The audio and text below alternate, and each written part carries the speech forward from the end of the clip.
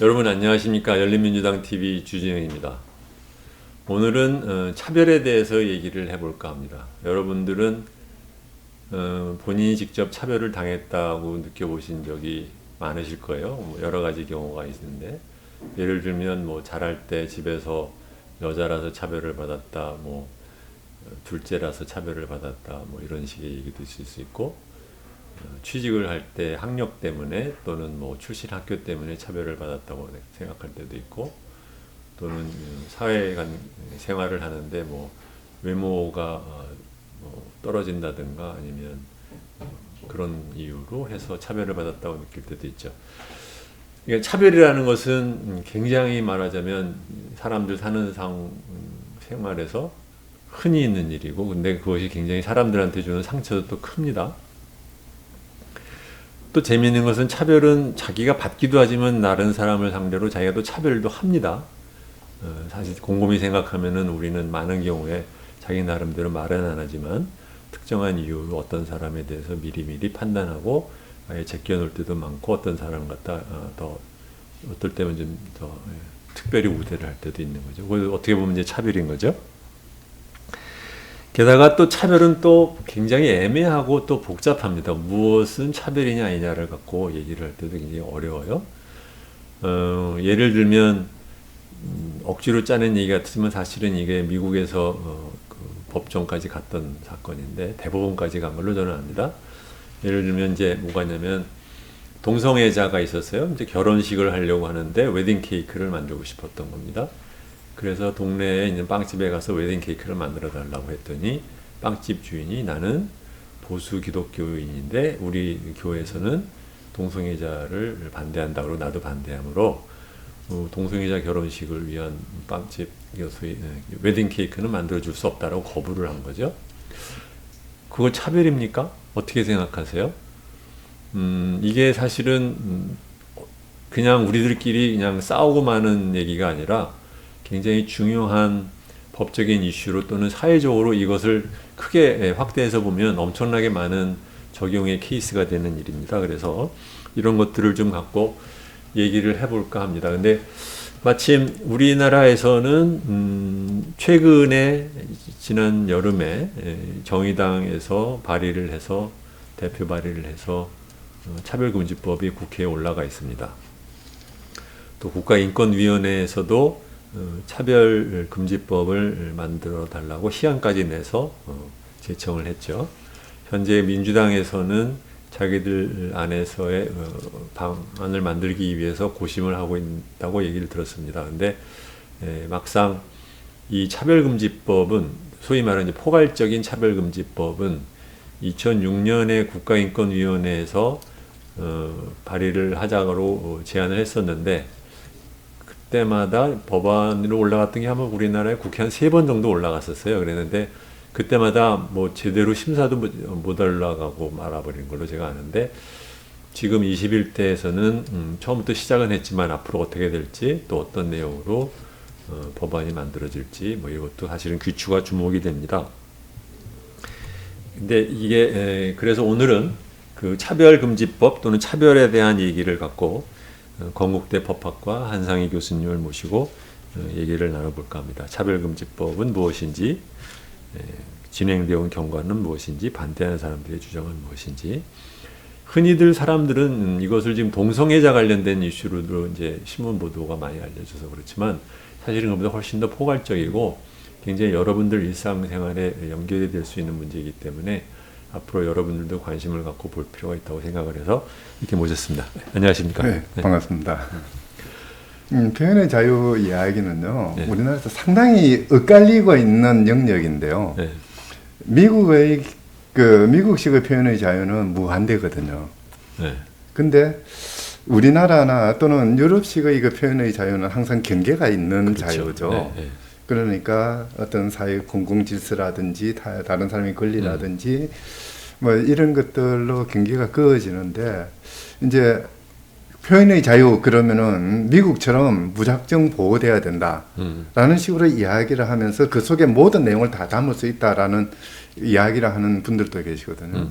조금 잘못 판단하시는 것 같아요. 미국에서는 표현의 자유는 무한대지만은 그러나 어떤 표현 은술들은 표현의 자유 보호 영역 안에 들어오지 않는다라고 제껴버립니다. 음란이나 뭐 이런 것들 네. 말입니다. 그건 표현의 자유 보호 대상이 아닌 것이거든요.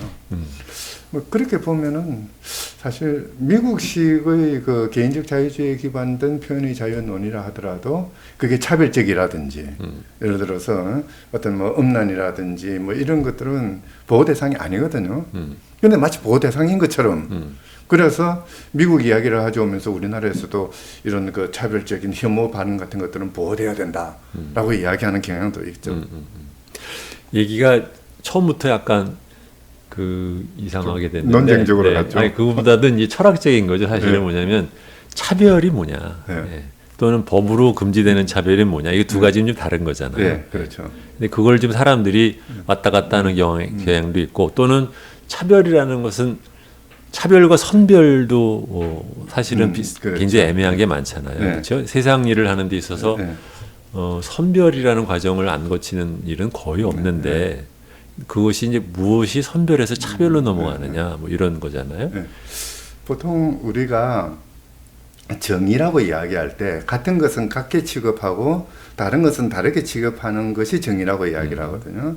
근데 엄밀히 본다면은 세계 70억 인구 모두는 다 다르게 살아갑니다. 그러다 보니까 다른 것이 기본이죠. 네. 그래서 정의의 기본 원칙은 다른 것은 다른 만큼 다르게 취급하는 것. 이제 그게 정의의 기본 원칙인데요. 이제 이렇게 되면 이제 차별과 다르게 취급하는 게 뭐가 다르냐. 이제 그 문제가 나오는데 통상 우리가 차별이라고 하면은 합리적인 이유 없이 다르게 취급하는 것. 그러니까 사회적으로 뭐 저거는 그러니까 배고픈 아이에게 빵 하나 주는 것은 그러니까 그 공부하고 싶은 아이에게 책을 주는 것 요 두 개는 다르게 취급하는 것은 사회적으로 용인되는 것이죠. 그런데 배고픈 아이에게 빵을 주는 것이 아니라 걔에게 책을 주고 공부하고 싶은 아이에게 빵을 주는 것은 이거 누가 봐도 잘못된 것이죠. 그런 것을 우리는 차별이라고 이야기를 하거든요. 그러니까 다르게 취급하는 건 원칙이 돼 어떤 합리적인 기준이 없이 자의적으로 또는 그때그때 자기 마음 내키는 대로 또는 엉뚱한 목적을 가지고 달리 취급하는 것 그걸 우리는 차별이라고 하는 거죠. 근데 그렇다면 이제 거기서 또 합리는 그럼 뭐가 또 합리냐 이렇게 들어갈 그래서 거 이제 아니에요. 차별을 논할 나한테는 때는 정당화되는 네. 이유지만 네. 너한테는 정당화되지 않은 이유도 네. 많으니까. 항상 이야기되는 것이 특히 이제 법의 영역에서는 헌법이라든지 인권법이라든지 네, 네. 이런 보다 상위의 법을 가지고 오게 됩니다. 예. 그러니까 헌법의 틀에서는 모든 인간은 존엄하고 가치로운데 그런데 어떤 사람은 사람이 아닌 것처럼 노예로 전락된다든지 또는 어떤 피부색을 가진 사람은 다른 피부색을 가진 사람과 어울려서는 안 된다든지 뭐 이렇게 이제 구획 짓고 하는 것들 뭐 이런 것들은 우리 헌법이 용납하지 않는 것들이거든요. 또는 뭐 엄밀히 본다면은 사회 통념이죠. 사회 일반의 의식 속에서 그럴 수가 있느냐라고 이야기될 때 뭐 그런 것들은 뭐 그럴 수 있는 거지라고 또 서로가 그럴 수 있어 그러면 이쪽에서 그럴 수 있는 거지 이러고 말 때도 많잖아요. 사실 이제 그런 논쟁적인 측면은 분명히 있죠. 예. 그러나 그럼에도 불구하고 사회가 합의할 수 있는 그런 그 수준들은 있지 않습니까? 그러니까 결국은 어떻게 합의를 해 나가느냐에 네. 따라서 달린 거고요. 그렇죠. 겠죠. 네. 사실 이제 차별금지법은 이제 그러니까 합리적이지 않는 차별. 말하자면 합리적이지 않게 다르게 취급하는 거 이걸 금지하는 것이거든요. 근데 어떻게 보면은 차별금지법은 금지법이라기보다는 사실 그렇죠. 차별금지법이 보호하고자 하는 것은 개인이 차별당하지 않는 것 또는 차별하지 말자라는 이야기 그래서 인권을 보호하자라는 측면도 있지만은 더 나아가서 우리 사회를 그러니까 하나의 통합된 사회로 만들어 나가자. 소위 말해서 민주사회가 가지고 있는 어떤 서로 관용과 배려, 존중 뭐 이런 것들이 지배하는 사회를 만들자는 하나의 사회적인 약속에 대한 제안이라고 할 수도 있습니다. 미국의 예를 많이 드는데요. 1954년에 미국이 브라운 사건이라고 그러죠. 그러니까 흑인 학교, 백인 학교를 통합하라는 판결을 내립니다. 이때 이제 통합하는 가장 큰 이유가 뭐냐면은 평등권이 침해됐다는 것이었지만은 그것보다 더 큰 이유는 이런 식으로 백인, 흑인 나누어서 갔다가는 미국 사회는 쪼개진다. 미국 사회의 통합이라는 그런 큰 가치가 깨어진다.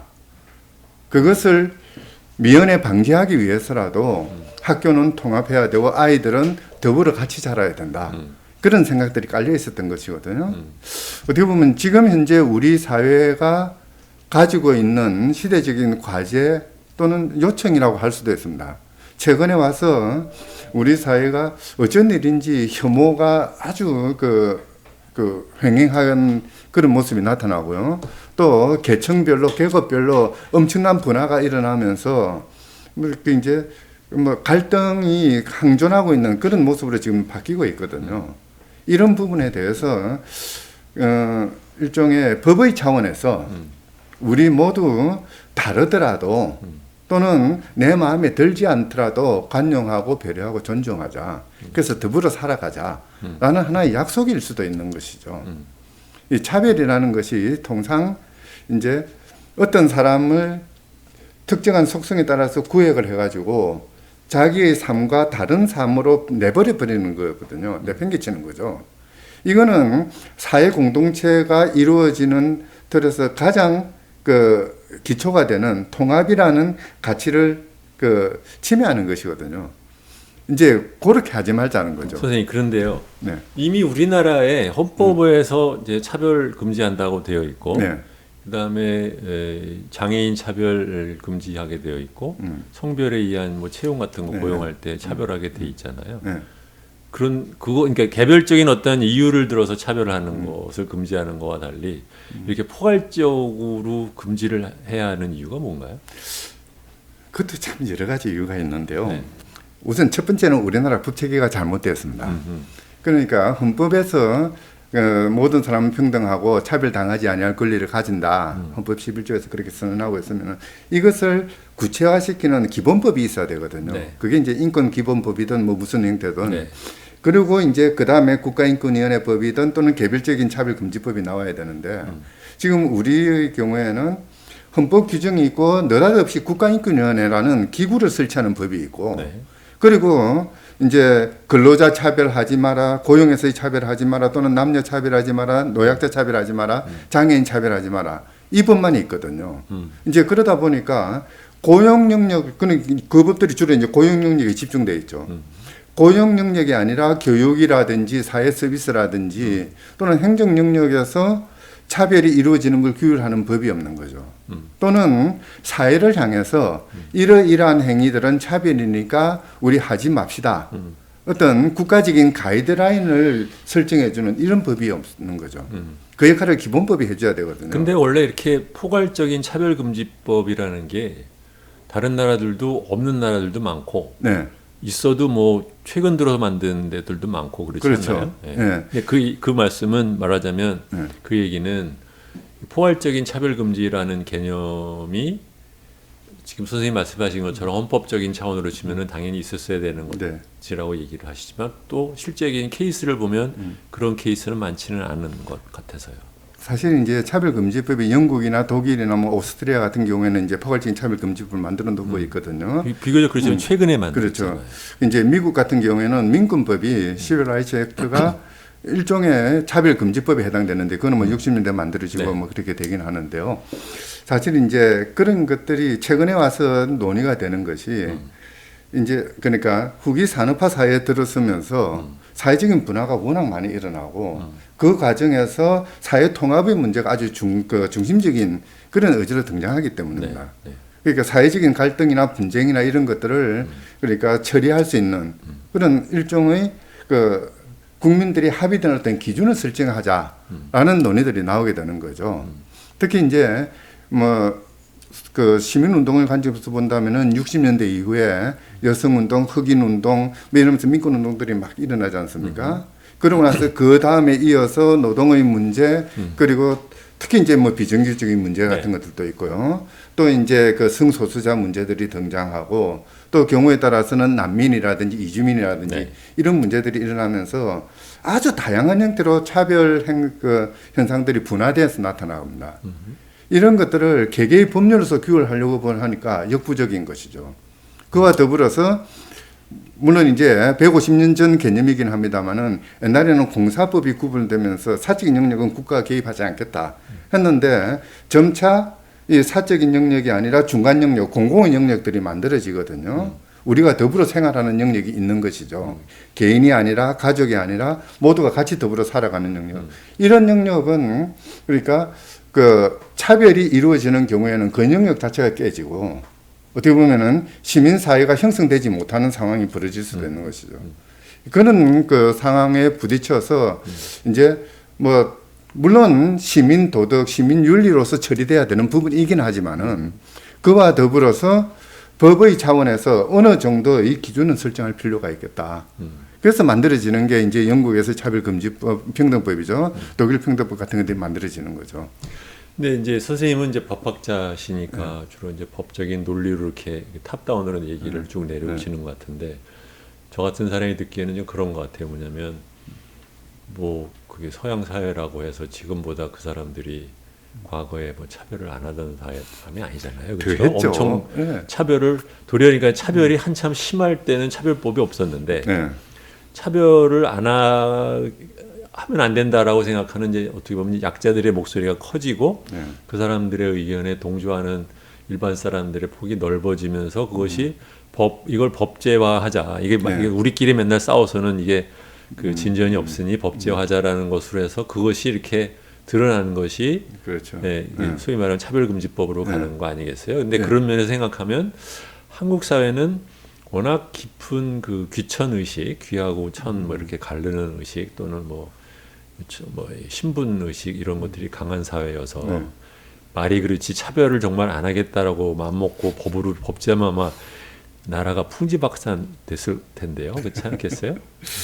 근데 어떻게 보면 그런 면에서 또는 이제 차별금지법이 만들어지는 것도 이제 크게 보면은 그 숫자로 치면 인구적으로 가장 큰 사람들인 여성들이 목소리가 커지고 그렇게 되면서 여성이 갖고 있는 차별받는 것을 어떻게든 해결을 하자라는 목소리가 커져서 이렇게 또 법으로 또 되는 거 아닐까 싶은데 거기에 비하면 우리나라는 사실은 이런 그 성차별에 대한 반발이 비교적 다른 나라보다 훨씬 늦은 나라잖아요. 아직도 굉장히 그렇죠. 성차별이 심한 나라고. 네. 참 재밌는 게 이게 1919년 상해 임시정부가 만들어지고 임시헌장이 만들어지거든요. 일종의 우리나라 헌법의 출발점이죠. 거기 3조에 보면은 남녀 등 기천 차별이 없는 일제 평등함이라고 선언을 하거든요. 상당히 그 전 세계적으로 보면 아주 진보적인 그런 규정들이 들어갑니다.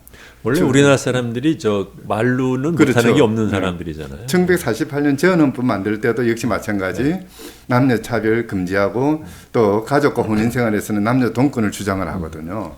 뭐 그러니까 선언적인 수준에서는 이제 평등이 보장되는 그런 사회이긴 합니다만은 실제 현실에서는 사실 보면은 지금도 엄청난 차별들이 이루어지고 있잖아요.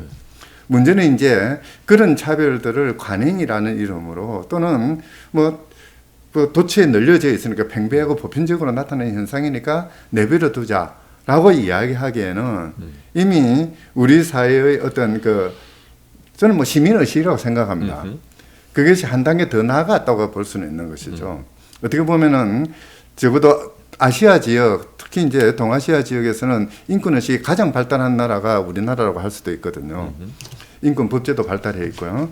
그런 체제에서 이제 뭐 거듭 말씀드립니다만은 민주화되는 과정에서 그동안 권위주의적인 통치에 의해서 또는 뭐 급속한 그 산업 발전의 과정을 통해서 덮여져 있었던 여러 가지 차별 현상들 이런 것들이 이제 조금씩 그 덮개를 벗어나서 그 겉으로 드러나기 시작하는 것이거든요. 이렇게 드러나는 차별, 이거는 또 다른 사회 분쟁이고 사회 갈등 요소죠. 이것을 그냥 그대로 내버려 둘 것이냐, 내버려 두어서 우리 사회는 어떤 식으로 갈 것이냐.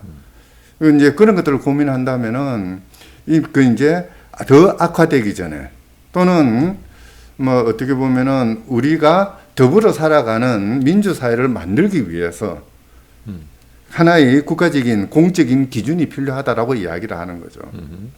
사실 이 차별금지법은 그 반대하는 입장에서 수많은 이야기들을 하는데요. 어떻게 보면은 차별금지법을 만들어야 된다고 주장하는 입장에서는 너무나 한정적인 법입니다.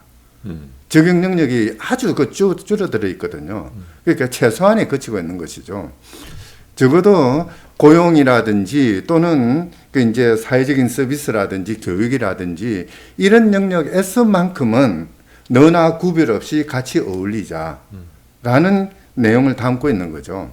그러니까 샐러드 볼에 여러 가지 야채가 섞여서 각각의 맛을 내면서 그렇게 어울려 살아가는 그런 모습이 돼야 되지 않겠느냐. 그러니까 뭐 이제 뭐 좀 얘가 좀 이상하게 가긴 했습니다만은 무시험 전형으로 인해서 여러 종류의 학생들이 여러 가지 모습을 하면서 여러 가지 삶을 살아가면서 하나의 그 교육 단위를 만들어내고 교육 공동체를 만들어내거든요. 이런 모습들을 앞으로 우리 사회의 발전 방향으로 제시할 필요가 있지 않느냐. 그러기 위해서는 그 과정에서 나타나는 어떤 갈등의 요소들 또는 억압의 요소들은 사진에 제거할 필요가 있다. 또는 지금 이제 나타나고 있는 그 어떤 차별로 인한 어떤 피해들은 미리미리 치유할 필요가 있다. 라는 그런 그 요청에서 나오는 것이 이 차별금지 법안 문제인 것 같아요. 근데 지금 말씀하셨지만 차별금지법에서 지금 우리나라가 지금 들어와 있는 게 장애인에 대한 차별금지, 그다음에 이제 여성에 대한 차별금지인데 실제로 둘 다 법안은 있지만 네. 잘 안 되고 있잖아요. 그것도. 네. 그러니까 그거 있는 것도 제대로 못하는 주제에 이만큼 늘려가지고 포괄적으로 쫙 하자 그러면 그게 조금 약간 앞뒤가 안 맞는 거 아니에요? 어떻게 해요? 뭐 소도 비빌 언덕이 있어야 된다고 그러잖아요. 네.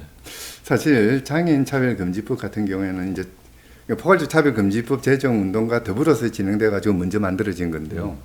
사실 그런 법이 있음으로써 장애인들은 자기의 목소리를 낼 수 있는 근거가 생기는 것이죠. 그러니까 어떤 그 뭐 교육장이나 또는 작업장에 가서 장애인들이 편의 시설을 마련해 달라고 요구할 수 있는. 그러니까 예. 성과가 우리가 생각하는 만큼 크게 진전은 없었다 하더라도 적어도 그것을 갖다 계속해서 밀고 나갈 수 있는 근거가 그렇죠. 되는 예, 예. 면에서는 그 법안이 있는 게 중요하다는 예. 말씀이신 거죠. 적어도 그런 법이 만들어짐으로써 기업들 입장에서는 장애인을 채용하지 않는 것이 잘못된 것이라는 인식은 가지지 않습니까? 현실적으로 장애인을 채용할 수 없어서 채용을 안 한다 하더라도 옛날에는 그거는 너무나 당연한 건데 장애인 차별금지법이 만들어짐으로써 그렇죠. 네. 약간의 제의식은 가지게 그렇죠. 되죠. 이 제의식이라는 것은 개선의 여지를 남기는 것이거든요. 뭐 그렇게 본다면은 이런 법들이 만들어짐으로써 우리 사회가 한 단계 나아갈 수 있는 디딤돌은 충분히 할 수 있다. 그렇게 이야기할 수 있는 거죠. 예를 들면 최근에 왜 그게 무슨 은행이었나? 신한은행이었나? 우리 은행 기억이 안 나는데 그 은행에서 왜 그 행원 뽑으면서 네. 그 남녀를 점수를 매길 때 1차 네. 점수 훨씬 더 좋은 여성들 네. 빼고 2차에서 남자들 갖다 말하자면 이제 코타 매기듯이 그렇죠. 성적 조작했다가 이제 뭐 그 시비 걸었잖아요. 네. 근데 그게 결국은 이제 고용에 있어서 여성 차별에 대한 금지법을 위반한 걸로 이제 걸려 네. 들어간 거죠. 네, 그러니까 그렇죠. 그 전에는 맨날 하던 짓인데 네. 법안이라도 있으니 네. 어쩌다 걸리면 적어도 걸리면 혼은 나는 네, 그렇게 된 거죠, 말하자면. 사실 뭐 걸리기 전에 미리미리 그 개선을 했어야 됐는데요. 그렇죠. 근데 뭐 기업 경영을 하다 보면 또 뭐 그런 어쩔 수 없는 측면도 있을 수 있을 거라고 생각합니다. 그런데 그 어쩔 수 없음이라는 것이 당연한 것처럼 여겨지던 그렇죠. 시대에서 네, 네. 이제는 되도록이면 하지 네. 말아야 될. 그렇죠. 그렇게 된다는 효과. 네, 네. 근데 최영의 그 인권위원회 위원장께서 얘기를 할 때 그 차별금지의 근거로 들었던 게 한 17가지인가 뭐 엄청나게 자세하게 들었더라고요. 그러니까 국가인권위원회에서 평등법 시안을 만들었는데 거기는 21개가 들어가 있고요. 아, 그랬나요? 정의당에서 발의한 차별금지법안은 23개입니다. 그러니까 국가인권위원회에 정말 대해서 17개로 언어하고 국적이 들어가 있거든요. 네, 더 들어가 네, 있습니다. 네. 하여튼 그런데요. 뭐 일각에서는 그렇게 많은 차별금지 사유들을 바탕으로 그 규정을 한다면 우리는 어떻게 살아가야 되느냐라고 이야기를 합니다만 사실 우리는 어떤 사람을 보고 피부색이 조금 다르다고 해서 달리 취급하지 않잖아요. 여성이라고 해서 버스 타는데 당신은 여성이니까 타지 마 하지 않잖아요. 옛날에 저희들 그 뭡니까 어렸을 때는 뭐 라떼 이야기입니다만은 그 아침에 안경 끼고 택시 잡으면 택시 그냥 지나가 버렸잖아요. 그런 차별들이 있었거든요. 그런데 지금은 전혀 그렇지 않잖아요. 다 뭐 그냥 안경을 꼈든 안 꼈든. 그거는 정확하게 말하면 차별이 아니라 미신이라고 봐야 되지 않아요? 원래 차별이라는 것이 그런 식으로 미신과 같은 비합리적인 이유에 의해서 그렇죠. 구별을 할 때 편견이나 이런 것들이 작용하는 거거든요. 이미 우리들은 그 많은 차별 요소에도 불구하고 다 같이 살아가고 있거든요. 다만 아주 일부의 그 사회적인 갈등이 나타나는 또는 이해관계가 충돌되는 순간에 그런 차별 요소들을 가져와 가지고 너는 여자니까 채용 안 할 거야. 또는 너는 외국인이니까 뭐 코로나가 발생했음에도 불구하고 생활지원금은 지급하지 않을 거야. 이런 식으로 가버리는 거죠. 이제 그런 것들을 극복하자는 것이기 때문에 그게 대부분의 사람들의 일상생활에 차별금지법이 그 일상생활을 하지 못하도록 가로막는 그런 법은 아닌 것이죠. 근데 제가 왜 자꾸 그 얘기를 여쭤보냐면 이제 모두에 말씀드린 것처럼 사람들이 자기가 차별을 당할 때는 차별이라고 왕왕대지만 사실은 많은 경우에 자기도 의식 못하고 자기가 조금이나마 우월적인 위치에 있을 때 상대방한테 차별하는 행동을 저는 뭐 그냥 뭐 일상에서 맨날 보니까 그러니까 현재 그러한 사회적인 관행이나 아니면 의식 수준 하에서 이게 포괄적으로 이 또 인권법 하는 양반들이 하고 싶은 거 다 집어넣어가지고 이걸로 차별하면 안 된다라고 딱 갖다 놓으면 과연 이걸 한국 사회가 받아들여서 실행에 옮길 수 있겠느냐라는 걱정을 한다는 거죠. 사실 걱정은 되죠. 네. 근데요, 성희롱 같은 경우가 아주 좋은 예가 되는데 처음에 성희롱 규제라는 틀이 마련될 때는 정말 깝깝하고 힘들었거든요. 그런데 이제 그 시행되고 10년 정도 흘러가고 하는 지금 이 시점에 오면은 어느 정도 행동 기준들이 만들어지지 않습니까?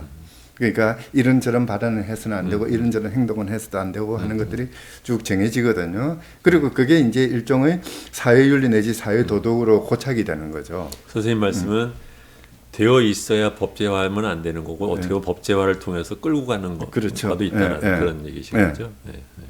뭐 보통 이제 법이 사회 변화를 야기하느냐 뭐 아니다라고 보는 입장이 많긴 한데요. 최소한 사회가 바뀔 수 있는 기본 조건은 제시해 주거든요.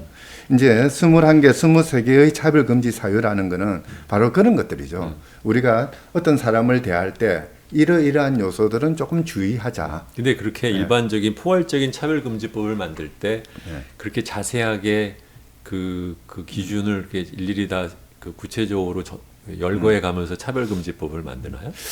뭐 외국 같은 경우들이 뭐 남아공이라든지 에콰도르라든지 뭐 이런 나라 새로 이제 요 근래에 헌법을 만드는 나라에서는 차별금지 사유들을 대충 늘려 나가거든요. 그 이제 뭐 에콰도르 같은 경우는 심지어 이제 HIV 감염 여부에 따른 차별금지 이런까지 다 들어가는데요. 그 이제 뭐 사회가 복잡해지다 보니까 이제 차별 사유들이 다양하게 나타나니까 이제 그것들을 더 끌어들이는 그런 측면도 있는데요. 법원의 판례에 맡기지 말고 구체적인 법제화를 통해서 명문화하자 뭐 이런. 사실 우리나라에서 나오는 21개, 23개의 그 차별 금지 사유들은 이제 어떻게 보면은 그 각각의 그 사유들을 통해서 고통을 느꼈던 사람들의 눈물이 담겨 있는 것이기도 합니다. 사실 우리 사회가 알게 모르게 엄청난 차별들을 해왔지 않습니까? 사실 이제 이 법을 처음에 2006년에 이제 만들고 했을 때 많은 사람들이 자기 목소리를 내지 않습니까? 그 목소리 하나나 목소리의 뒷면에는 고통과 눈물이 있었던 거죠. 그걸 담아냈던 것이 21개, 23개로 나오는 거죠. 네. 사실 엄밀히 본다면은 저희 작은 아버지가 그게 해당되죠. 저희 그 선조들은 원래 청주 한시들은 그 전라도 임실이 그 이제 본산이거든요. 네. 거기에 살다가 이제 부산으로 이사를 왔는데 이사 오자마자 호적을 바꿔버립니다. 본적을 바꿔버립니다. 그러니까 전라도 차별이 출신 지역 차별의 문제가 있었죠. 저는 어릴 때 참 그걸 보고 좀 낯설었거든요. 왜 저러시나? 왜 고향은 좋은 건데 한 번씩 가면 할아버지 할머니 계시고 손자 오니까 얼마나 좋아해줘요. 본관을 바꿀 수가 있어요? 아니요, 본적을 바꾸는 거죠. 아, 본적을 바꾸는 거. 네네네. 그것들이 어떻게 보면은 우리 사회 아직도 남아 있는 차별이지 않습니까? 그렇죠. 네. 지역에 따른 그렇죠. 차별. 네. 그런 것들이 있죠. 근데 이런 차별, 우리 처음에 모두에 얘기했던 건데 차별금지법에 대해서 반대하는 사람들이 이제 주요 들고 나오는 게 우리도 처음에 얘기했지만 표현의 자유, 네. 표현의 자유를 이게 침해하는 건가요? 표현의 자유를 침해하는 부분은 없습니다. 실제적인 결론적으로 법안에. 말씀드리자면 네. 사실 차별금지법은요. 차별금지 사유가 있고 뭐 성별, 종교 뭐 이런 것에 의해서 차별하지 마라. 그리고 이제 차별금지되는 영역이 있습니다. 네 개 영역이거든요. 그러니까 고용에 있어서 차별하지 마라. 종교가 다르다고 해고하거나 또는 고용 안 하겠다 하지 마라라는 것 있고요. 그다음에 교육에서 차별을 하면 안 되죠. 그러니까 교육기관이 너는 피부색 까마니까 우리 학교 오지 마 해서는 안 되는 거죠. 그다음에 이제 사회적인 서비스에서 차별 금지가 있고요. 잠깐요. 그러면은 남학교, 여학교는 폐지되는 겁니까? 아니요, 그거는 그러니까 전통적으로 이제 그러니까 인정되는 영역이죠. 그러니까 국립학교는 남학교, 여학교를 구별하지 않습니다. 남녀 공학이지 않습니까? 그냥 안 하고 있을 뿐이지 그게 금지 대상하는 건 아니잖아요. 아니요, 이제 지금 현재서는 분리하면은 아마 성차별이라는 논의가 나올 수도 있을 겁니다. 근데 이제 사립의 경우에는 그 학교의 전통, 그 설립자나 또는 학교 법인의 어떤 근학 이념이라는 게 있으니까 그것을 존중해 주는 것이죠.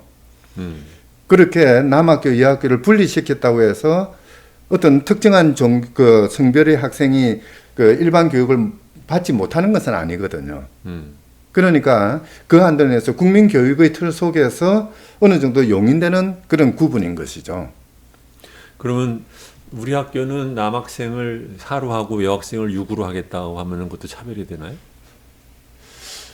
우리가 생각하기에 뭐 바람직한 성비율이 예를 들면 다 뽑아 보니까는 뭐 남자가 훨씬 많다든가 여자가 훨씬 많아서 곤란하니까 뭐 비율을 정하겠다.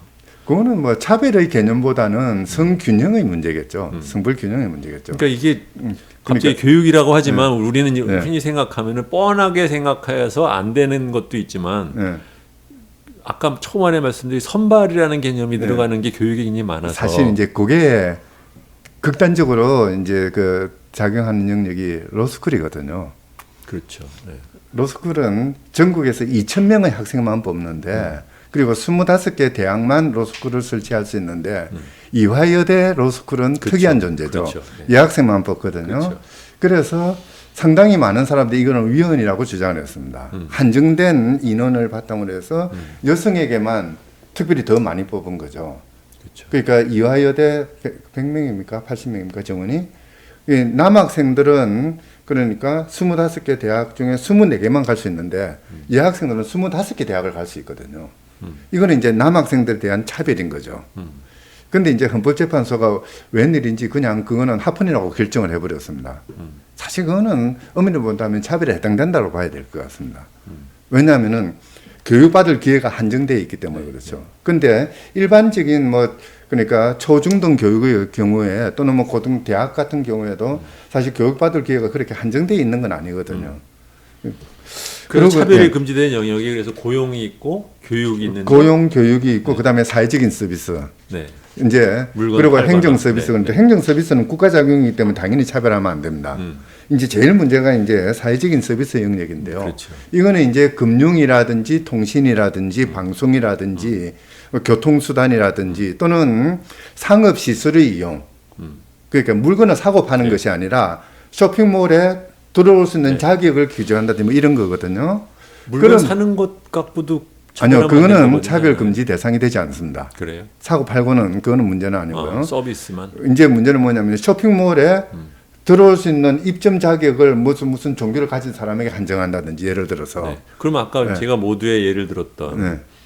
동성애자의 웨딩 케이크를 나는 팔지 않겠다라고 하는 것은 허용이 돼요? 그거는 이제 미국의 경우에는 민법법이 적용 대상이기 때문에 다툼이 되는데요. 우리의 경우에는 적용 영역이 아닙니다.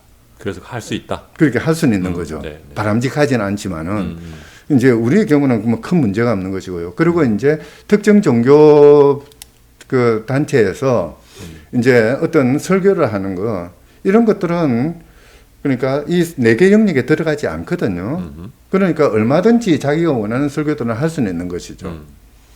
그런데 이제 마치 그런 것들이 금지된다, 선교 활동이 금지된다, 뭐 그렇게 이야기를 하면서 교회 안에서 얘기하는 건 그렇죠. 괜찮은데 밖에 나와서 확성기로 얘기하는 거는 어때요? 아니요, 그것도 괜찮습니다. 음. 그 이제 차별금지법에 금지되는 행위가 광고라는 행위가 있는데요. 네. 이제 뭐 선교 활동, 포교 활동도 일종의 광고지 않습니까? 네.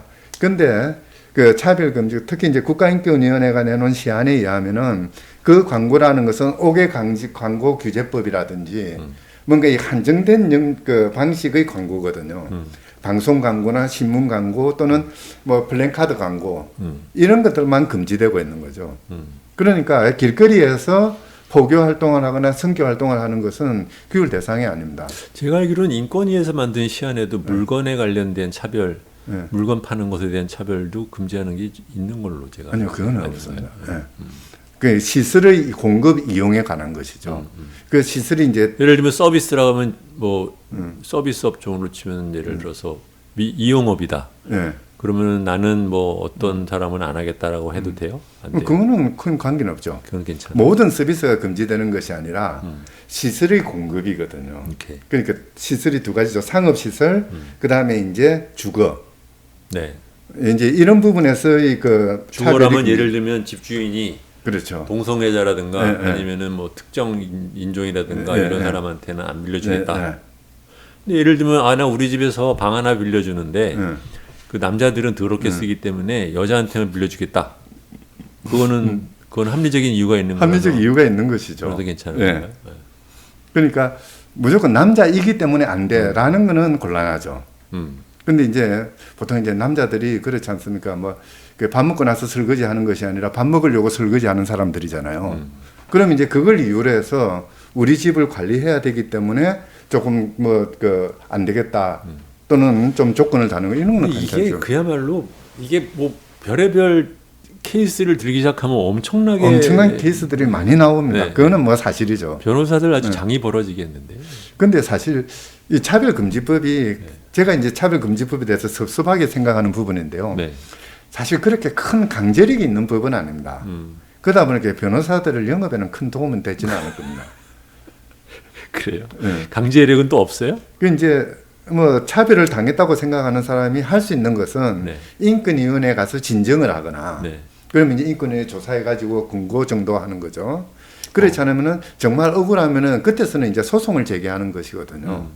근데 사실 우리나라에서 지금 우리나라 법원의 태도로 차별 당했다는 소송에 대해서 손해배상금을 인정하는 게 그렇게 큰 금액이 아니거든요. 그건 뭐 다른 분야도 원래 손해배상을 네, 하죠. 그 이제 징벌적 손해배상제를 도입했다 해서 마치 큰일 나는 것처럼 미국에서처럼 뭐 몇백억, 몇천억 배상금이 떨어지는 것처럼 그렇게 이야기를 하는데요.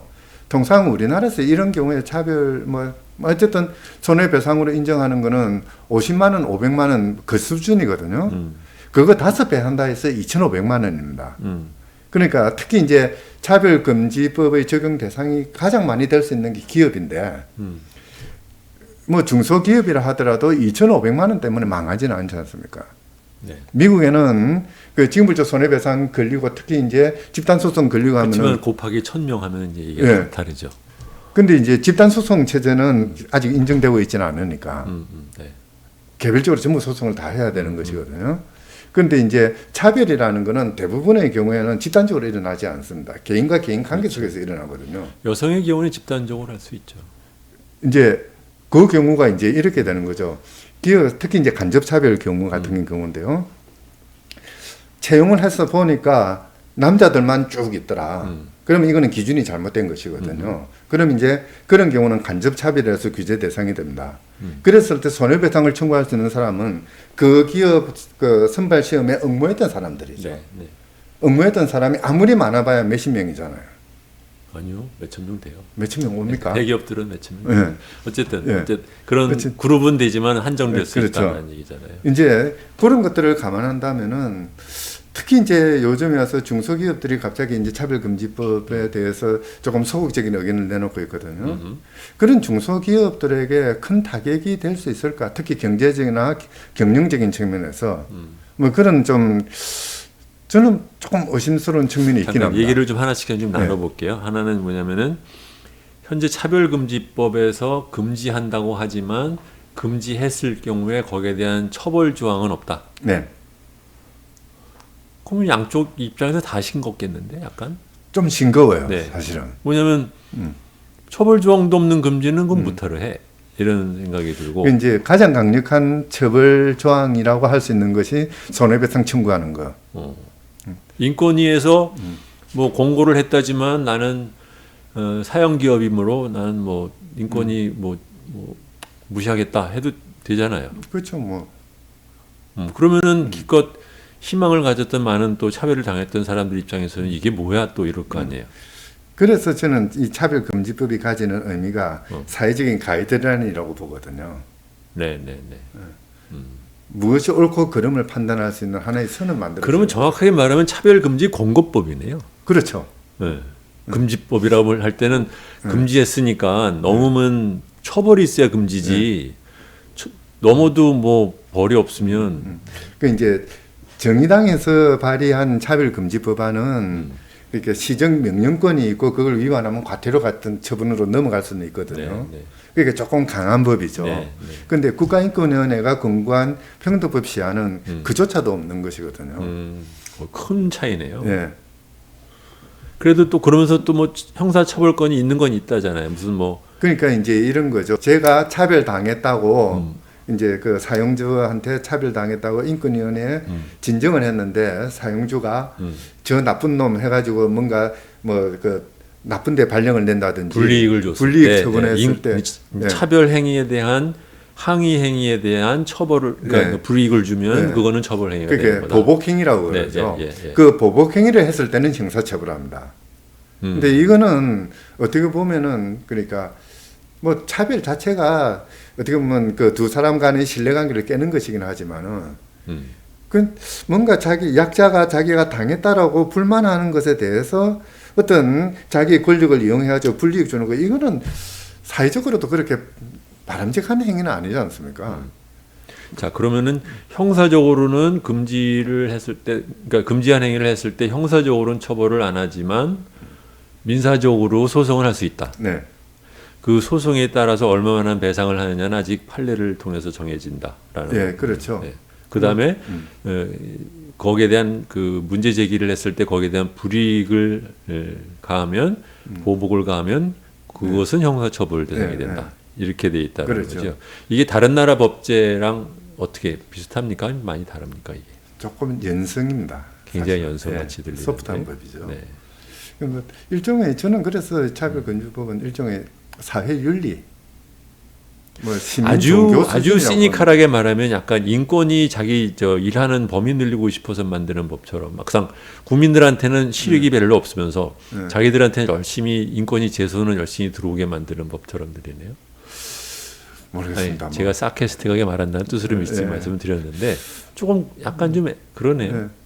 저는 뭐 인권, 국가인권 그 이제 반대론 펴는 사람들이 이제 하는 이야기가 뭐냐면은 국가인권위원회가 그러니까 그 입법행정사법부 위에 군림하고자 하는 법이 아니냐. 그런 소리 그건 하겠는데요. 좀 너무 심한 이야기고요. 아, 그래요? 사실 뭐 인권위원회 일은 많아질 수는 있겠죠. 그러나 중요한 건 뭐냐면은 국가인권위원회가 지금 하고 있는 업무는 그 자체가 인권 업무거든요. 네. 우리 사회의 기본적인 시민의식 내지는 시민도덕 윤리에 관련된 것이죠. 네. 한편에서는 국가인권위원회가 일을 많이 한다는 것은 우리 사회로서 보면 좀 아픈 측면이기도 하고요. 네. 또 근데 중요한 것은 측면에서는, 인권위의 제소가 늘어나는 게 장땡이 아니라 결국은 그러한 문제를 느끼는 시민들이 자기가 느끼는 차별이 시정될 수 있는데 효과적인 법을 만드는 게 중요한 거잖아요. 그렇죠. 근데 그 지금 법은 꼭 그런 것 같지는 않다라는 게 지금 문제 아닌가요? 사실 이제 그게 우리나라에서 인권기본법이 없는 그 데서 나오는 문제이기도 하고요. 국가인권위라는 지위가 소속 없는 국가기관이거든요. 네. 그러니까 강제력을 행사하기도 어렵습니다.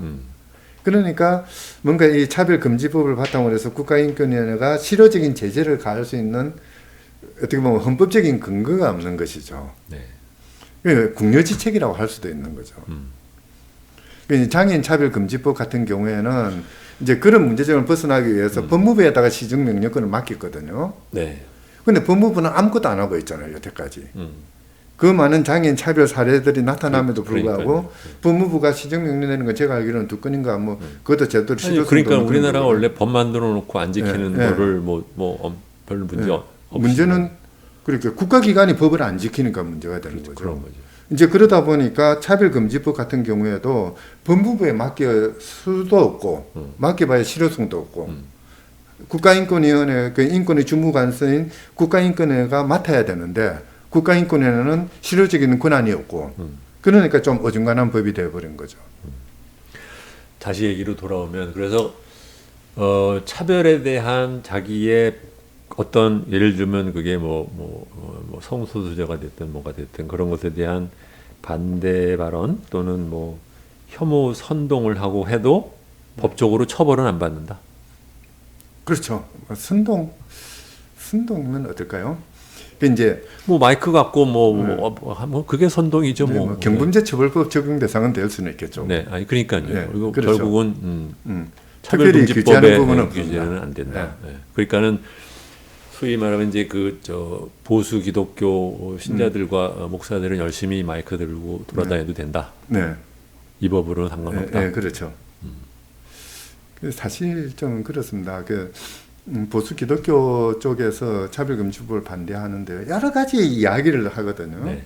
근데 거의 대부분 법적이거나 사실상의 근거가 없는 이야기들입니다. 그렇죠. 얘기 들어보면 그런. 근데 이제 굳이 이제 그 반대론을 압축해서 정리를 하자면은 성소수자가 법의 이름으로 뭔가 보호를 받는 것이 싫다는 것이 가장 기본적인 내용입니다.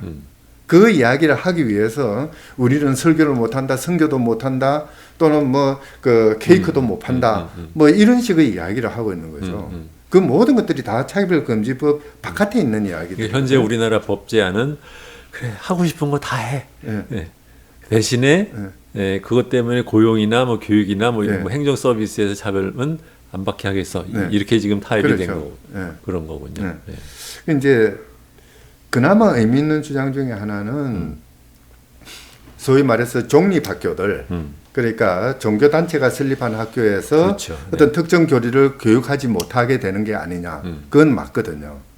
그런데 문제는 뭐냐면은 그거는 우리 차별금지법이 만들어지기 전에 이미 대법원에서 일반 그러니까 그 뭐 초중등 고등 교육 기관에서는 종교 교육을 강제해서는 안 된다라고 판결을 한 적이 있거든요. 네. 그거는 기본 원칙입니다. 지금 기본 법제죠. 그러면 요새 기독교 학교에서 네. 뭐 옛날에 하던 체이프린이 뭐 예배 시간 다 없어졌어요. 원하는 학생들에 대해서만 할 수 있는 원하는 것이죠. 학생들에 대해서만. 원치 않는 학생들은 다른 교육 과정을 마련해 줘야 되는 거죠. 그래서 그렇게 하고 있어요? 예, 지금 그렇게 하고 있는 거죠. 그래요. 안 그러면은 그거는 차별이니까. 저희 중학교 때는 끌려다녔었는데. 저 고등학교도 마찬가지였습니다. 그래요? 네. 그 월요일 첫 시간에 열리는 바람에 저는 맨날 지각해가지고 교목 선생님한테 두드려 맞는다고 정신 그건 없었습니다. 지각 때문에 처벌 받으신 거지. 아 그렇습니까? 네. 네. 그러니까는 적어도 미션계 그러니까 기독교계 이런 종교 학교에서 네. 종교적인 활동을 원하지 않은 사람한테는 강제를 못하지만 네. 나머지 사람한테는 할 수 있는데 네. 그러면은 그 학교에서 네. 자기 예배 시간에 예를 들면 중학교 고등학교에서 예배 시간에 들어가는데 거기서 목사님이 교목 목사님이 뭐 차별적인 일반 사람이 생각하기에 차별적인 그러한 설교를 해도 네. 그거는 괜찮아요? 안 되죠. 그거는 안 돼요. 네. 네.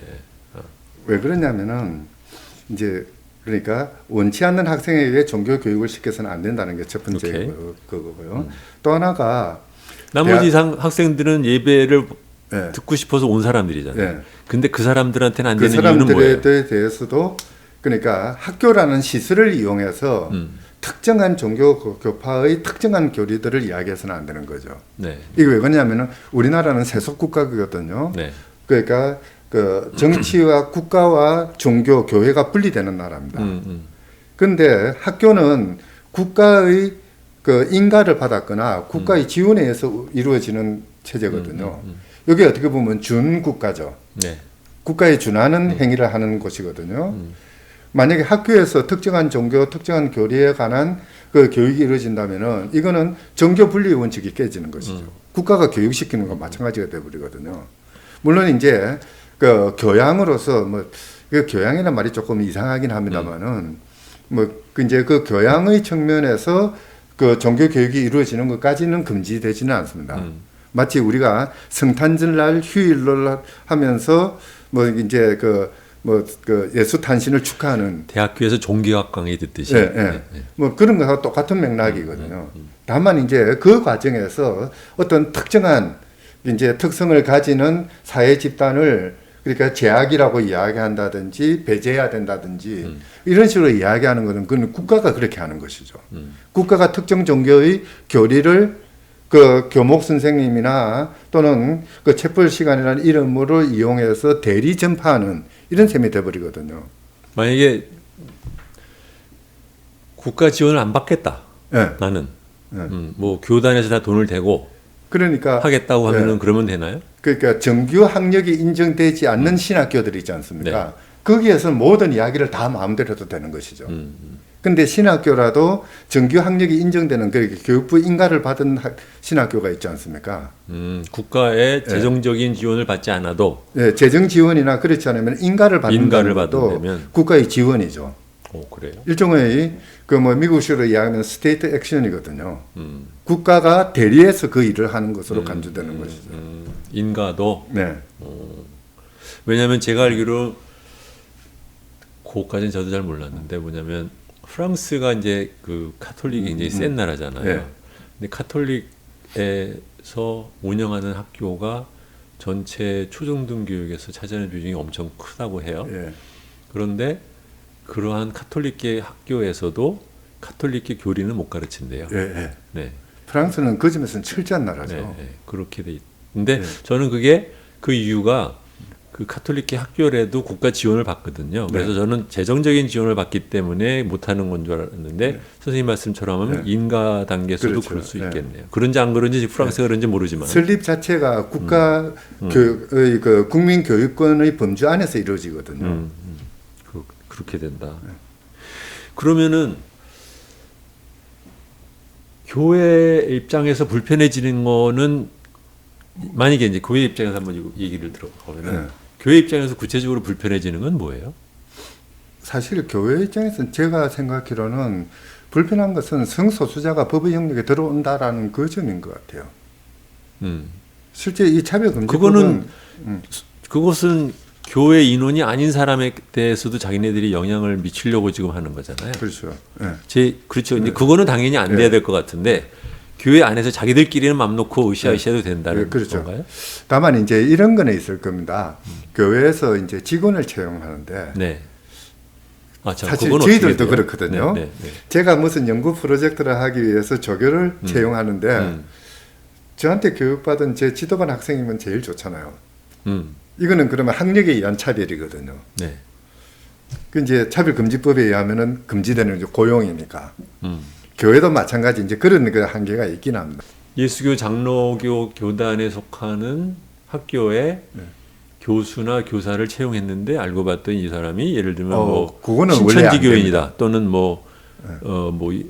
예수 저 여호와의 증인이다 이런 식으로 자기들이 이단이라고 생각하는 교단에 속하는 사람이 와도 그거는 차별금지법에 예외 조항이 있습니다. 그건 예외 조항이에요. 진성지급 자격이라고 해서 예를 들어서 미션 스쿨에서 교목 선생님을 선발을 하는데 교목이야 당연히 그렇죠. 근데 일반 교사예요. 일반 교사의 경우에는 종교 교육을 하지 않는 한은 그거는 그 중립적이어야 되거든요.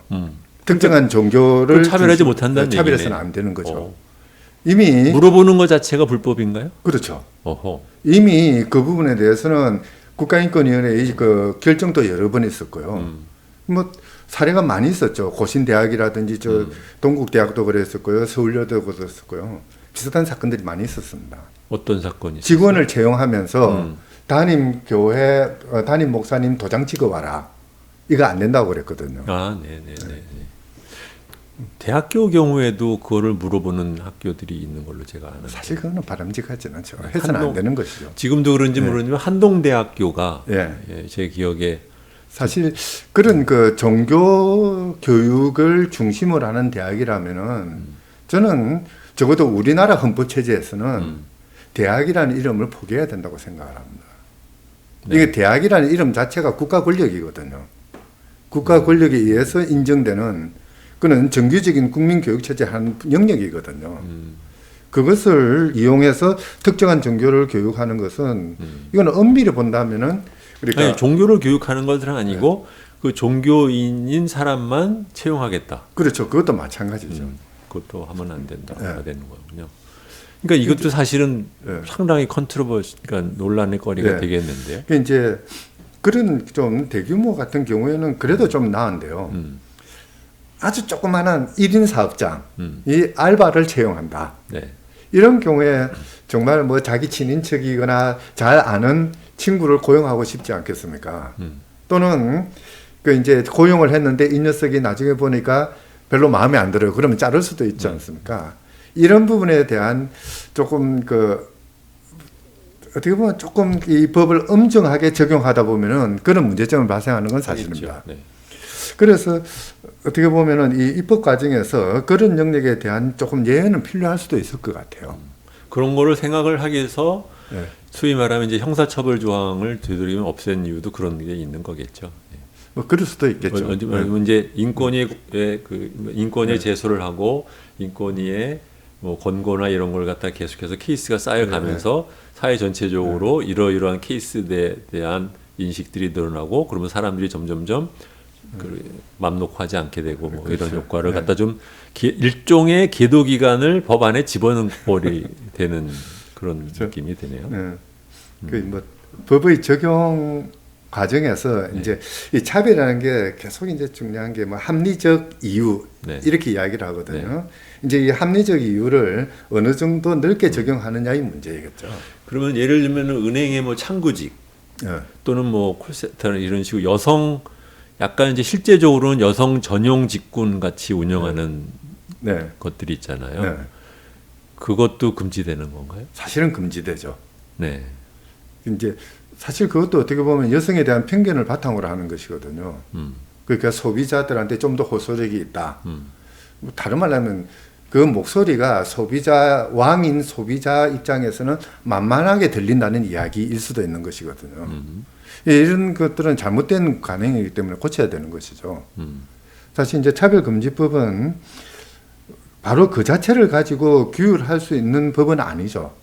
강제력이 별로 없다 보니까. 사실은 말은 그렇지만 실제로 기업에서는 이제 여성 인력을 그러니까 남자는 좀 더 월급을 많이 주고 여성은 좀 적게 주고 싶으니까는 이제 적게 주는 업무는 남자들 끼워놓으면 또 남자들끼리 왜 나는 또 뭐 적게 주냐 이런 시끄러워지니까 아예 그렇죠. 여자들만 모아놔서 이제 불평이 자기들끼리도 그냥 자기가 내재화한 차별에 대한 수용적인 태도를 내재화하도록 만드는 그렇죠. 효과를 노리는 거죠. 과거에는 특히 은행도 그랬지 않습니까? 여행원 그렇게 해가지고 직렬 자체를 그렇죠. 분리를 시켜버렸지 않습니까? 지금 이제 그건 없어졌는데 계속 보면은 그러니까 근데 실제로 남자들이 응모를 안 해요. 남자들이 응모를 안 해. 그렇죠.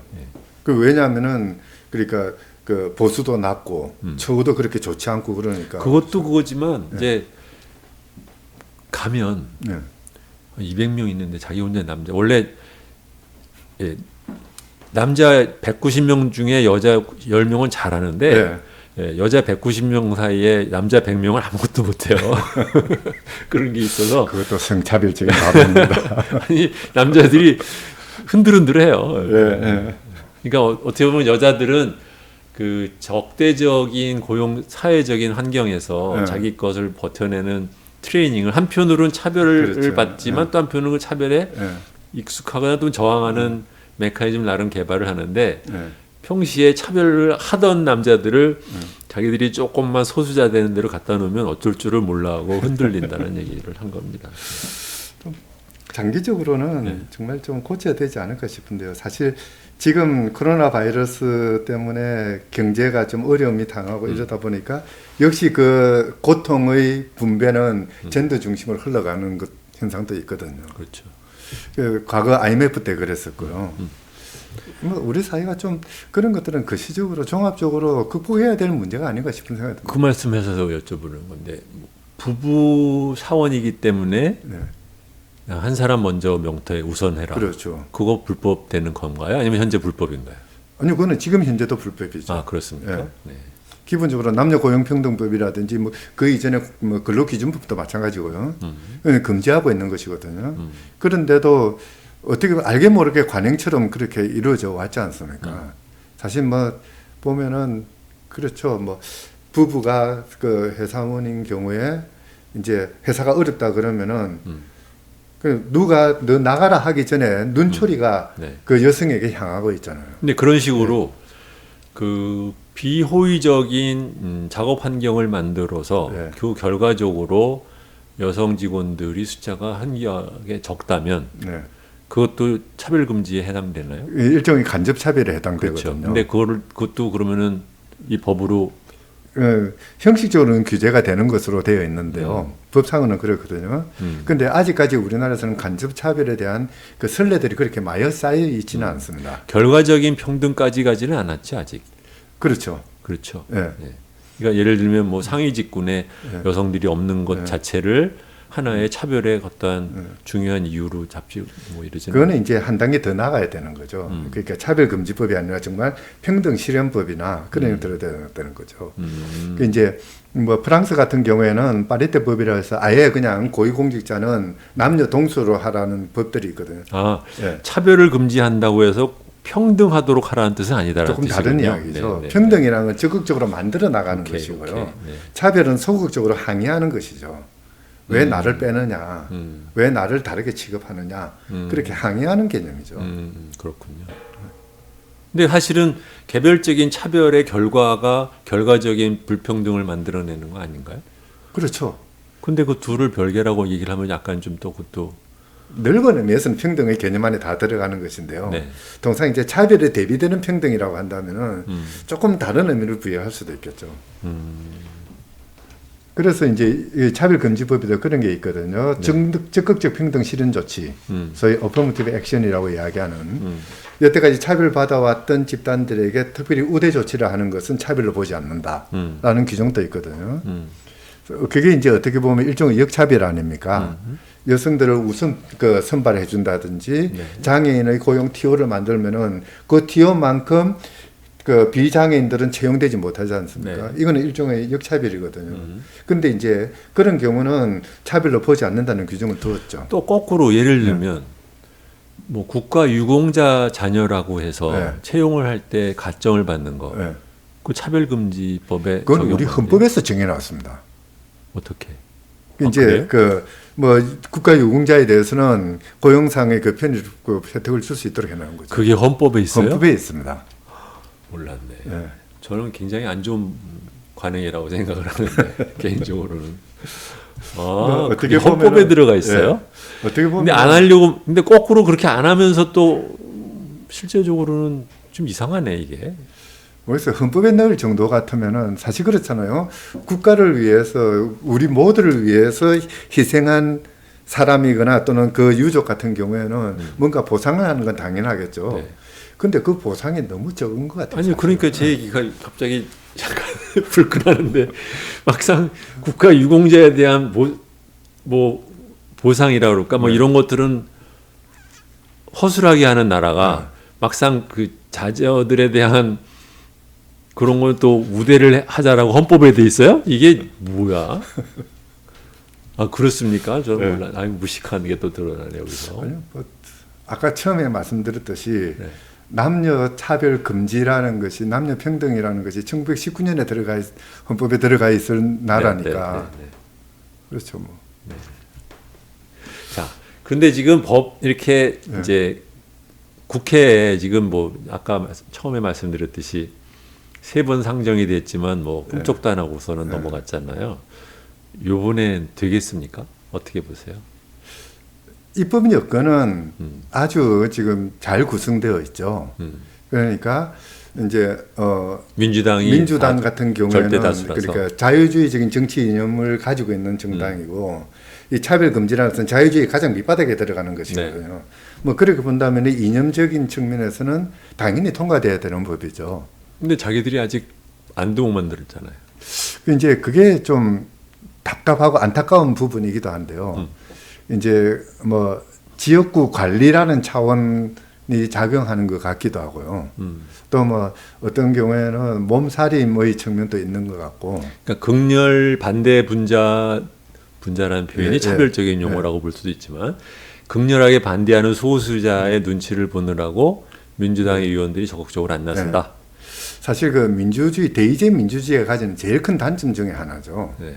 그러니까 어느 사회나 대체로 보면 어떤 정책이 있으면 격하게 반대하는 그룹이 한 20% 정도, 그리고 극하게 찬성하는 그룹이 한 20% 정도, 나머지 60%는 그냥 중간 정도 있지 않습니까? 문제는 뭐냐면은 이 20%가 과다 대표되는 성향들이 있는 거죠. 그렇죠. 지금 같은 경우에는 이 차별금지법의 경우에는 특히 이제 그 일부 기독교 종교 단체들 이쪽이 이제 격하게 반대하고 목소리를 키우고 하다 보니까 과다 대표가 되고 있는 것이죠. 이제 그게 우리 국회에 지금 입법 과정에 그대로 나타나는 건데요. 좀 이런 부분에 대해서 국회의원들이 좀 깨치고 나왔으면 좋겠어요. 뭐라고 참 말씀드리기 어려운 부분이긴 합니다만은 재선을 개런티하면 하겠죠. 예. 근데 국민들은 대부분 찬성한다라고 네. 여론조사가 나온다. 거의 대부분 찬성하고요. 근데 국민들이 얼마나 잘 알아서 찬성하는 걸까라고 저는 좀 약간 좀 의심이 갈 아니 때도 근데 있어요. 이 차별이라는 거는 사실 보면은 상식 수준이지 않습니까? 누가 보더라도 물어서 이런 경우에 차별하면 됩니까? 그러면 아니요라고 아니, 다 근데 대답할 수 있는 윤리적으로 일반적인 네. 사회 윤리로 차별하지 말자는 것에 대해서는 대다수 사람들이 동의가 되지만 네. 그걸 법으로 금지해서 그걸 하면은 너한테 불이익이 갈 수 있다라고 하는 것은 또 다른 얘기잖아요. 그렇죠. 그 제가 지금 이제 말씀드린 그거죠. 그 부분이 이제 문제가 뭐냐면요. 일반 국민들은 이 법의 적용을 안 받습니다. 혜택을 받는 거지. 이 법의 적용 대상이 되는 사람들은 교육 그리고 고용 그리고 이제 사회 서비스를 제공하는 자. 고용주 이렇게. 입장에서는 굉장히 좀 검토해야 될 게 굉장히 많아요. 예, 좀 고민해야 될 네. 부분들이 많을 겁니다. 네, 그러니까 만약에 이제 이 법이 통과되고 나면은 어떤 단위에서건 고용주를 위한 어떤 그 매뉴얼이나 지침 같은 것들을 만들어야 될 겁니다. 이 법에서 금지하고자 하는 고용상의 또는 작업장에서 이루어지는 여러 가지 관행들이 있지 않습니까? 무엇이 문제인지 하는 것들을 한번 정리할 필요는 지금 중소기업 쪽에서 반대한다는 이유는 뭐예요? 이제 진정 사건이 많아질 거라는 것이죠. 네. 그러니까 진정사건이 많아요. 사실 뭐 중소기업 같은 경우에는 어떻게 보면은 과학적 경영 더하기 전통적인 관행에 따른 경영도 있지 않습니까? 내 멋대로 경영이 네, 많죠. 네. 이런 부분에서 일일이 브레이크가 걸리는 거. 그러면 이제 경영상의 차질이 있다. 그 주장인 것 같아요. 그럼 불편하니까 반대라고 하면 좀 약간 그것도 좀 이상한 거 아닌가요? 이제 거기에 약간의 공포도 있죠. 징벌적 손해배상 제도에 당하지 않을까. 근데 뭐 아까도 말씀드렸습니다만 제가 보기에는 그렇게 큰 지금 불이익을 거는- 가할 때만 형사적인 처벌이고 네. 민사소송 대상은 되는데 거기에 지금 징벌적 손해배상의 대상도 되는 거죠 지금. 그렇죠. 일반화된 징벌적 손해배상 제도를 지금 도입하려고 발의가 되어 있으니까 그것까지 둘이 같이 들어가면 아니 징벌적 손해배상제가 법 안에 들어가 있습니다. 이건 또 그 안에 네. 들어가 있습니까? 근데 네. 이제 그 경우는 거의 악의적인 차별인 경우에 네. 어찌 하다 보니까 뭐 차별이라는 결과가 나왔네 네. 미안하네 이거는 그렇게 문제되진 않고요.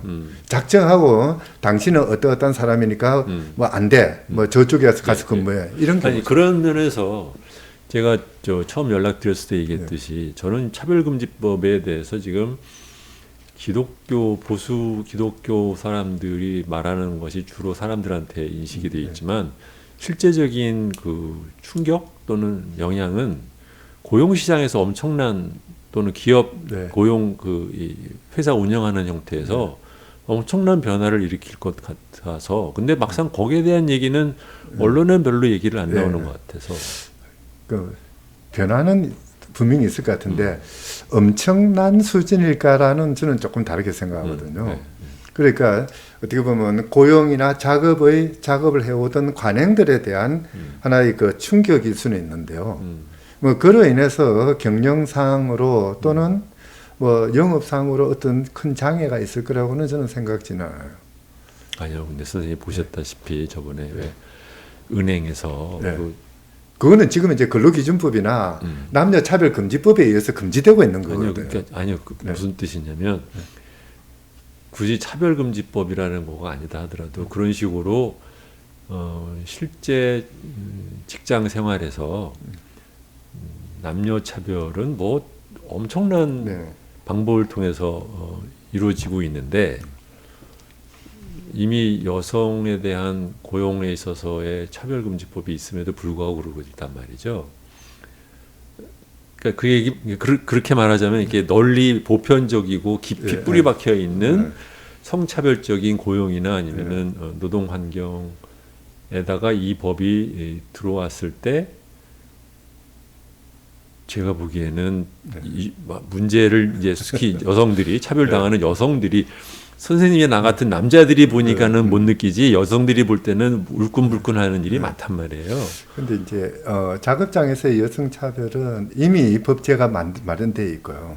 사실 이제 이 법이 이제 새로운 그 영역을 만들어내는 거는 예를 들어서 이주 노동자 뭐 이런 경우 차별이 엄청나게 이루어지고 있지 않습니까? 사실 네. 경제 외적인 차별이 엄청나게 이루어지는 거거든요. 네. 이제 그런 부분에서 좀 그 문제 제기가 많아질 것 같고요. 하나 여쭤볼게요. 그럼 예를 들면 선생님이 건국대학교 교수 중에는 네. 성소수자가 있습니까? 그거는 모르죠. 그거 봐요. 네. 모른다는 게 보면은 적어도 그러니까 물론 교수가 보통 한 몇 명이나 되시죠? 건국대학교. 저희가 아마 합쳐서 한 1,000명 가까울 겁니다. 그러면 일반적인 통계 법칙에 의해도 1,000명이면 그 중에 최소 적어도 100명은 정도는 그렇죠. 그렇게까지 예. 10명 중에 1명이라고 그러거든요.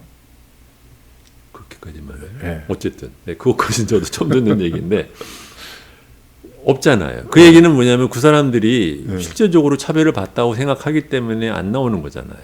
뭐 다른 측면에서는 그러니까 굳이 그렇게 드러내지 않더라도 네. 대학 생활을 하는 데는 큰 지장이 없는 경우도 있을 수도 있죠. 다만 이제 이런 게 있죠. 교수. 예? 대학 생활이 아니라 교수. 그러니까 교수들 마찬가지죠. 네, 네. 특별히 어떤 요즘에 와서 뭐 대학 사회에서 아니, 제가 왜 여쭤보냐면요. 이게 지금 우리가 저는 약간 우리나라 사회가 그 허펌제는 네, 거 아닌가라는 많아요. 의심을 할 때가 많은 게 예를 들면 뭐 홍석천 씨처럼 처음에 고생을 했지만 연예인들에서 커밍아웃이라고 하는 자기가 이제 성소수자인 거를 밝히고 나온 사람이 극소수잖아요. 네. 대기업 제가 다니면서 항상 느꼈던 것은 분명히 성소수자가 생각보다 있대는데 수천 명이 넘는 회사에서 네. 성소수자로 알려졌다고 말하면 좀 그렇지만 그렇지 어쨌든 간에 이렇게 인 사람으로 본 사람이 없단 말이에요. 그 얘기는 실제적으로는 뭐 엄청나게 차별하는 거를 하면서 또 뭐 설문조사하고 뭐 하면은 뭐 아니라고 하고 막 하니까 이게 좀 섞갈릴 때가 많아요. 이거 사실 좀 그런 측면들은 많죠. 어느 사회나 그러니까 겉으로 공식적으로 드러나는 이야기와 숨어 있는 이야기는 다를 수밖에 없거든요. 근데 그 이유가 사실은 성소수자에 대한 차별을 적극적으로 금지하거나 아니면 그들을 보호해주는 법적인 기재가 없기 때문에 그 사람들이 나서서 말해봤자 자기의 보호망이 없다고 생각하니까는 숨어 있는 것인데 만약에 이 법이 통과가 되고 그래서 자기에 대한 차별에 대해서 누가 됐든 간에 용기를 내서 항의를 할 수 있는 법적인 근거가 만들어지고 나면 생각보다 엄청난 많은 직장에서 이거 갖고 누군가가 커밍아웃 할 수도 있고 하지 말자는 뜻이 아니라 거기에 따라서 실제적으로 자기들이 갖고 있었던 그런 차별적인 의식이 직장에서 막 자기들끼리 뭐 이러고 저러고 싸우고 그것도 뭐 나쁜 건 아닌데 그럴 가능성도 있잖아요. 그럴 가능성은 얼마든지 있죠. 그러라는 법이거든요. 그렇죠. 그러라는 법인 거죠. 말하죠. 그렇죠. 문제는 이제 그렇게 다 제가 이제 여쭤본 거는 그거를 다 사람들이 생각하고 뭐 찬성을 했을까요? 그 이제 그런 건 있겠죠. 다 찬성하는 분들이 뭐 그런까지 생각을 하지는 않겠지만은 그렇게 차별받는 사람이 나 차별받았어라고 아우팅하고 나왔을 때 그랬을 때 그것을 치유하고 봉합하는 메커니즘이 또는 그 비용이 우리 사회가 견디기 어려울 만큼 클 것이냐. 저는 우리 사회가 적어도 그 정도 수준은 넘었었다고 생각하거든요. 과거 같으면은 여성 차별 막기 위해서 여자 직원들에게 남자 직원과 똑같은 봉급을 줘라. 이러면은 이제 회사가 망한다 이야기가 나왔겠지만은 지금 이미 이런 것들은 시정되고 있는 거지 않습니까? 제일 좋은 방법은 문재인 대통령께서 장관으로 성소수자를 하나 지명하시면 딱 드러나겠네. 참 사실 서울시 인권위원회가 지금 그 모양입니다. 지금 결혼이 인권위원회 위원 중에 결혼이 생겼는데 네. 제가 보기에 제 뭐 짐작이긴 합니다만은 그 이제 박원순 시장이 내정해놨던 위원이 있거든요. 네. 성소수자입니다. 네. 지금 권한 대행이 위촉을 하지 않고 있습니다. 이제 이런 상황이거든요. 이거는 차별이죠. 그래서 뭐 지금 현 정부에서 뭐 성소수자를 장관으로 임명한다든지 하는 거는 아주 좋은 사례가 될 수는 있겠죠. 그러나 저는 그것도 중요하지만은 경우에 따라서는 이 법을 중심으로 두고 이제 교회와 지금 격렬한 대립이 있지 않습니까? 그 대립의 중심에는 성소수자의 문제가 있거든요. 네. 이런 부분들을 우리 국민들이 또는 시민사회가 적절히 극복해 나갈 수 있다면은 그 자체로서 큰 효과를 가지는 거죠. 네. 그리고 일각에서 지금, 국회에서 이제, 국가인권위원회의 평등법 시안을 받아가지고 법안을 만들면서 특정 종교의 교리에 관련된 부분에 대해서는 차별을 보지 않는다는 예외 조항을 둔다라는 이야기가 있습니다. 이런 것들이 사실은 걱정스러운 거거든요. 그거는 무슨 말이냐면은 특정 종교 분파에서는 성소수자는 마음대로 차별해도 돼라고 공식적으로 인정하는 것이 다름이 아니거든요. 이제 그런 행태들을 없애버려야 되는 것이죠. 사실 차별금지법이 지금 현재 입법될 가능성이 많다라고 이야기하는 것은 입법 환경도 그렇지만은 시민의식이나 사회 구조도 어느 정도 그동안 심각한 차별들을 우리는 극복해왔다. 이제는 좀 주변적인 미시적인 차원에서 이루어지는 차별들을 털어버린다고 해서 이 사회가 심각한 고통을 겪거나 심각한 구조 변화, 체제 변화를 이야기하는 것은 아니다라는 그런 확신이 있기 때문이라고 생각을 해요. 지금 이제 참 그런 게 있거든요. 일부 이제 목사님들이 기독교 교인들을 상대로 설문조사를 한 게 있습니다. 네. 당신이 알고 있는 사람이 성소수자라면은, 장친이 친구가 성소수자라고 아우팅한다면은, 교우 관계를 끊어버리겠느냐. 제가 정확한 응답 비율은 모르겠는데, 상당히 많은 사람이 관계를 계속하겠다고 그럽니다. 그리고 더 많은 사람들이 예수님이라면, 그 사람이 성소수자라고 해서 배제하겠느냐. 그렇게 하니까 아니다라는 대답이 절대 다수입니다. 기독교 신자들도.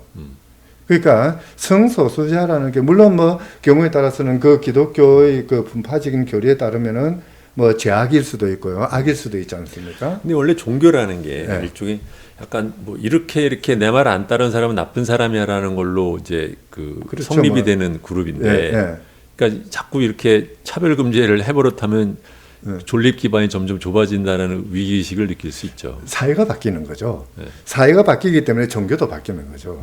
지금 현재 현대 사회의 기독교 교리와 중세 또는 고대의 기독교 교리는 전혀 다르지 않습니까? 상당히 다르거든요. 사회가 바뀌면 교리도 바뀔 수밖에 없죠.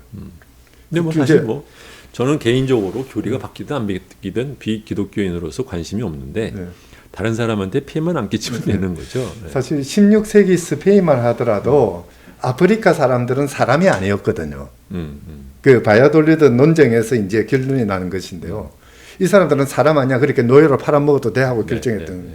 그게 지금에 와서는 아프리카 사람 아니다라고 믿는 기독교 신자가 어디 있습니까? 다 같은 사람이라고 보는 거죠. 교리가 바뀌는 거죠. 역시 마찬가지 성소수자 부분도 과거에는 어떻게 됐든 지금 현재 오면은 사회 변화에 따라서 성소수자를 바라보는 종교적인 시선도 달라지고 있는 것이죠. 바로 그 때문에 그 철저한 그 기독교 국가인 아일랜드라든지 또는 뭐 영국이라든지 미국 같은 경우에도 동성까지 다 인정하고 있지 않습니까? 이미 진전이 이루어지고 있는 것이거든요. 우리 사회도 뭐 그런 점에서 어떻게 보면은 교회의 지도자보다는 신도들이 더 앞서 나가지 않느냐 싶은 생각이 듭니다.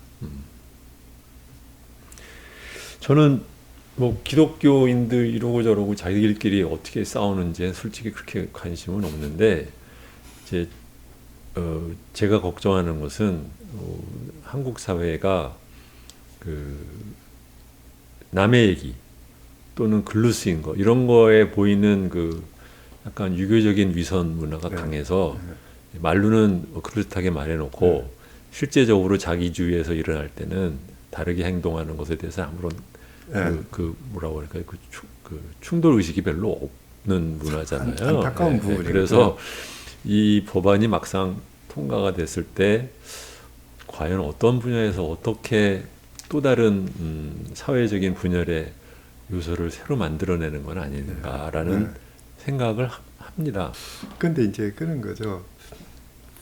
분명히 이거는 갈등이거든요. 계층적인 갈등이고 인종적인 갈등, 국적에 따른 지역에 따른 갈등이 있는데 지금 이 갈등이 묻혀 있는 거죠. 그런 거죠. 이 묻혀 있는 갈등을 이 법이 통과되어서 시행되는 순간 그것이 이제 그러니까 그 가림막을 뚫고 표면화되는 것이거든요.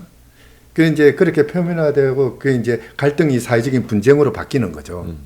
이 경우에 이 그 차별금지법은 그 분쟁을 적어도 법치주의의 틀에 따라서 정리할 수 있는 하나의 기준을 마련한다고 볼 수는 있겠죠. 어쨌든 갈등이 존재하는 그대로 가는 사회는 바람직한 사회라고 할 수는 없지 않습니까? 어떤 계기로 통해서든 이 갈등을 처리를 해야 되는 거죠. 그렇죠. 근데 사실은 이제 그 갈등이 지금 제가 생각하는 가장 큰 갈등은 남녀 갈등이라고 생각하고 한국에서 근데 생각보다 이 여성에 대한 차별에 대한 반대 또는 항의 또는 거기에 대한 저항이 한국은 좀 너무 약해서 좀 싱겁다고 말하면 좀 그렇고 아직도 우리는 가장 중요한 인구 반에 해당되는 차별도 해결을 못하는 나라인데라는 생각을 항상 하거든요. 참 가야 될 길이 많죠. 엄청나게 멀고 하긴 한데요. 그런데 이제 현재를 보면 그런데 지난 날을 돌아서 보면은 그런 거죠. 그래도 어느 부분 가슴 뿌듯한 부분은 있거든요. 그렇죠. 우리가 이렇게 만들어 왔구나, 성취해 왔구나. 또는 뭐 어떤 그 뭐 활동가, 여성 운동가, 인권 운동가들의 지난 날을 이야기하는 걸 들어보면은 참 파란만장하지만은 그래도 그때보다는 나은 어떤 것들이 있더구나 느껴질 수 있는 경우들이 많거든요. 그걸 우리는 사회발전이라고 이름 지을 수 있을 것 같아요. 우리가 그러니까 민주화된 지 벌써 이제 30년 넘어가서 40년이 다 돼가는데요. 이제 그 반세기가 흐르는 동안 우리가 성취한 게 있다면은 무엇일까? 경제일까? 그렇지 않으면은 삶의 질일까? 이런 것들을 한번 고민하고 앞으로 그 나아가는 것, 뭔가 진전되는 것이 무엇이어야 하느냐, 이걸 결정하는데, 선택하는데 한 그 중요한 계기가 됐으면 좋겠습니다. 이 차별금지법이. 재밌는 게요. 그러니까 좀 얘기가 이 정도 이제 마쳐야 되긴 하는데 그렇게 중요한 것인 거 쳐놓고는 이것을 또 법제화하자라고 하는 여론의 그 강도는 또 그렇게 세지도 않단 말이죠.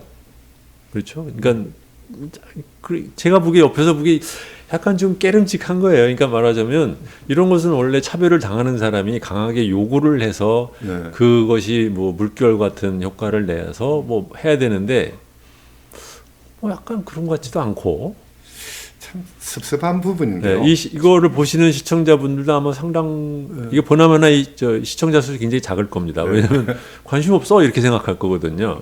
사실은 갖고 있는 사회적인 그 영향은 엄청나게 큰 것임에도 불구하고 그 얘기는 뭐냐면 차별에 대해서 이렇게 사람들이 크게 자기들의 문제라 생각 안 한다는 얘기죠. 사실 그동안 아픔을 호소하는 사람들은 엄청나게 많았고 그 목소리도 절절했거든요. 그런데 우리 사회가 너무 역동적인 것 같아요. 문제가 제기될 만하면은 그걸 덮어버리는 다른 큰 문제들이 또는 다르게 크게 만들어버리는 기제들이 엄청나게 많이 작용을 하고 있죠. 사실 이런 문제 같은 경우에는 지금 우리가 이 자리에서 이야기했던 것만 하더라도 언론 기사, 신문 기사의 중요한 부분들을 차지할 만큼 가치가 있는 것들이거든요. 그럼요. 네, 저는 그렇다. 근데 우리 언론들은 이런 것들을 전부 무시하잖아요.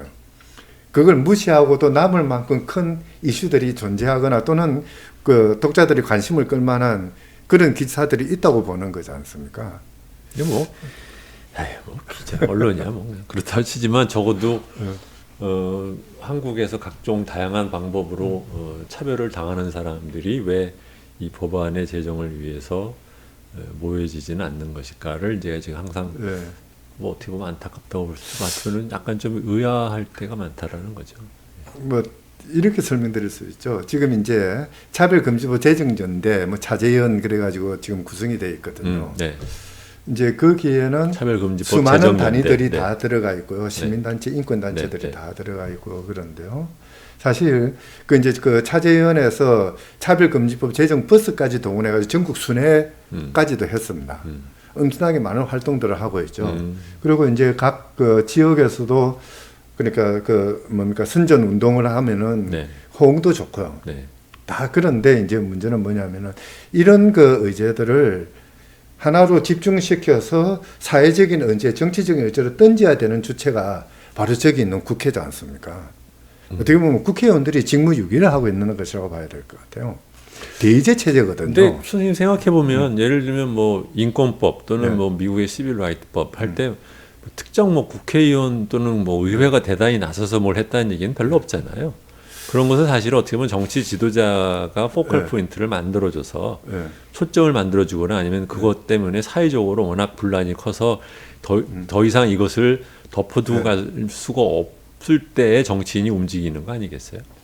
제 얘기는 그만큼 그 분열이 우리나라가 그만큼 덜 심하기 때문에 그렇기 때문에 정치인이 그냥 있는 것이지 분열이 심하지도 않은데 정치인이 나서 아 이거는 해야겠네라고 하는 정치인은 다른 나라도 없는 거 아니냐 그런 얘기입니다. 저는 조금 다르게 봅니다. 아 그래요. 그러니까 미국에서 그 많은 흑인운동 뭐 또는 그 여성운동이 있었다고 이야기를 하지만은 미국 사회 전체를 보면 부분운동이었거든요. 다만 이제 시대적인 에토스가 그렇게 흘러간 것이죠. 우리의 경우에도 도도한 민주화의 물결이라는 것이 이미 있었고 촛불 집회가 있었고 그 자기 삶의 질의 문제가 중요한 사회적인 의제로 대두해 있고 있거든요. 그리고 이제 그에 그 부응해서 각 그 차별당하는 단위들은 자기 목소리를 내고 있는 거죠.